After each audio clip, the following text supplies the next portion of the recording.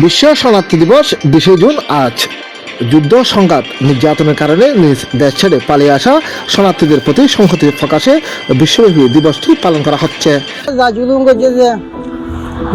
করছে হইলে আর মা বোনের রেপ করছে, আর বুড়া বুড়িরা তারা কি করছে, জুলুম করছে, বাদে হাড়ি ফেলাইয়ে মারি ফেলাইয়ে গদ্দর ফুরাতে ফেলাইয়ে হিন্দিল্লা যেদিন অত্যাচার করোনা আছে তারা সরকার এনিলা হকুমতে করছে ইতারা মগলে নিয়ে হইলে আনিলে আর বেশি জুলুম করছে, মগা আর বেশি জুলুম করছে।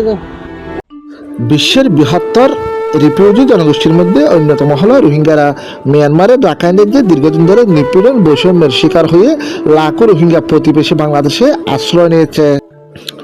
বর্তমানে উকিয়া ও টেকনাফের 33টি শরণার্থী শিবিরে প্রায় 15 লাখেরও বেশি রোহিঙ্গা বসবাস করছে। জাতিসংঘ সহ বিভিন্ন আন্তর্জাতিক সংস্থা বিশ্বের সবচেয়ে নিপীড়িত ও রাষ্ট্রহীন জনগোষ্ঠীগুলির মধ্যে অন্যতম বলে দাবি করে রোহিঙ্গাদের। বিশ্ব রিফিউজি দিবসে রোহিঙ্গাদের নিরাপদ ও মর্যাদাপূর্ণ প্রত্যাবাসনের দাবিও নতুন করে সামনে এসেছে।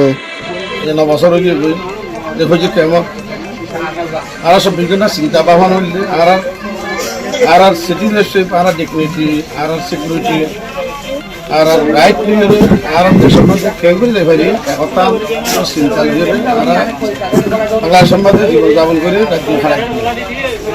বিশ্ব রিফিউজি দিবসে রোহিঙ্গা সহ বিশ্বের সব শরণার্থীর মানবাধিকার সুরক্ষা ও টেকসই সমাধানে আন্তর্জাতিক সম্প্রদায়ের আরও কার্যকর ভূমিকার আহ্বান জানিয়েছে মানবাধিকার কর্মীরা।